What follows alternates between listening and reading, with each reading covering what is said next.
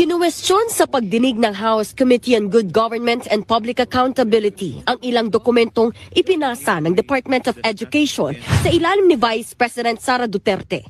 Tungkol ito sa pinaggamitan ng kanilang confidential funds noong 2023. Parang ano lang, para lang silang namulot ng resibo. Parang ganun lang ang ginawa ni Sara Duterte.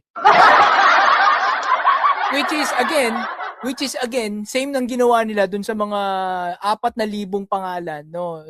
Meggy Mango, Mary Grace Piatos, Cocoy Villamin, Marian Rivera, Chel Jokno, tumanggap ng daan-daang libong piso.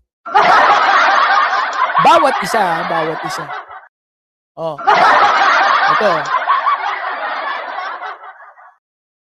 Yan. Lumalabas kasi na ang dokumento na isinumite ng DepEd sa Commission on Audit ay certification na hiningi lang sa Philippine Army. Partikular ang higit 15 million pesos na ginastos